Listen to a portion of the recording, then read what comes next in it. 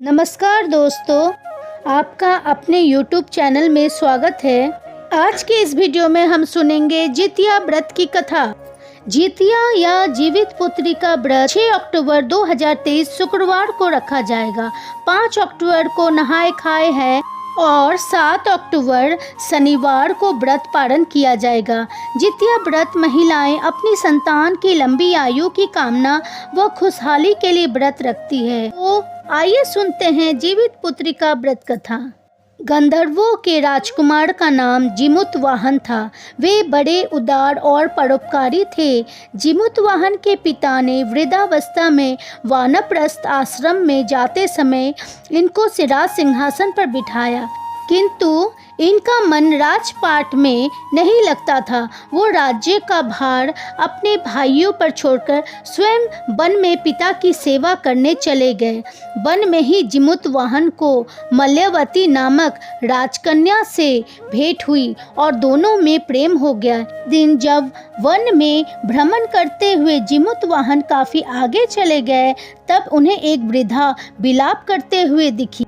पूछने पर वृद्धा ने रोते हुए बताया, मैं नागवंश की स्त्री हूँ। मुझे एक ही पुत्र है। पक्षीराज गरुड़ के कोप से मुक्ति दिलाने के लिए नागों ने ये व्यवस्था की है। वे गरुड़ को प्रतिदिन भक्षण हेतु एक युवा नाग सौंपते हैं।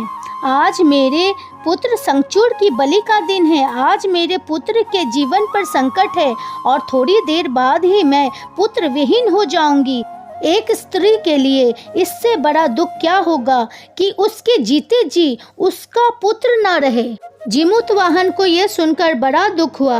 उन्होंने उस वृद्धा को आश्वस्त करते हुए कहा, डरो मत, मैं तुम्हारे पुत्र के प्राणों की रक्षा करूंगा।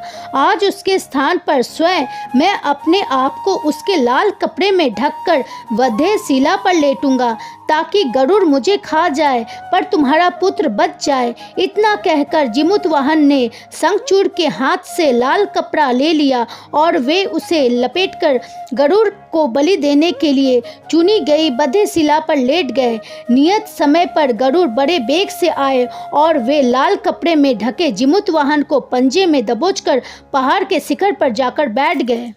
गरुड़ ने अपनी कठोर चोंच का प्रहार किया और जिमुतवाहन के शरीर से मांस का बड़ा हिस्सा नोच लिया। इसकी पीड़ा से जिमुतवाहन की आंखों से आंसू बह निकले और वो दर्द से कराहने लगे।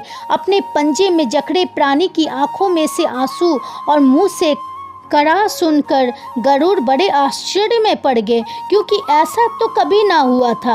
उन्होंने जिमुतवाहन से उनका परिचय पूछा। जिमुतवाहन ने सारा किस्सा कह सुनाया कि कैसे एक स्त्री के पुत्र की रक्षा के लिए वो अपने प्राण देने आए हैं।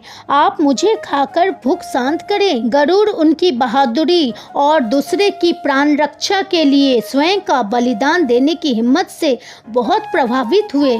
उन्हें स्वयं पर पछतावा होने लगा। वो सोचने लगे कि ये एक मनुष्य है जो दूसरे के पुत्र की रक्षा के लिए स्वयं की बलि दे रहा है, और एक मैं हूँ जो देवों के संरक्षण में हूँ, किंतु दूसरे की संतान की बलि ले रहा हूँ। उन्होंने जिमुतवाहन को मुक्त कर दिया। गरुड़ ने कहा, हे उत्तम मनुष्य, मैं तुम्हारी भावना और त्याग से बहुत प्रसन्न हूँ। मैंने तुम्हारे शरीर पर जो घाव किए हैं उसे ठीक कर देता हूँ। तुम अपनी प्रसन्नता के लिए मुझसे कोई वरदान मांग लो। राजा जिमुतवाहन ने कहा कि हे पंछीराज, आप तो सर्व समर्थ है। यदि आप प्रसन्न हैं और वरदान देना चाहते हैं तो आप सर्पों को अपना आहार बनाना छोड़ दें। आपने अब जितने भी प्राण लिए हैं उन्हें जीवन प्रदान करे। गरुड़ ने सबको जीवन दान दे दिया और नागों की बलि न लेने का वरदान भी दिया। प्रकार जिमुतवाहन के साहस से नाग जाति की रक्षा हुई। गरुड़ ने कहा, तुम्हारी जैसी इच्छा वैसा ही होगा। हे राजा, जो स्त्री तुम्हारे इस बलिदान की कथा सुनेगी और विधि पूर्वक व्रत का पालन करेगी, उसकी संतान मृत्यु के मुख से भी निकल आएगी। तब से ही पुत्र की रक्षा हेतु जिमुतवाहन की पूजा की प्रथा शुरू हो गई। ये कथा कैलाश पर्वत पर भगवान शंकर ने माता पार्वती को भी सुनाई थी।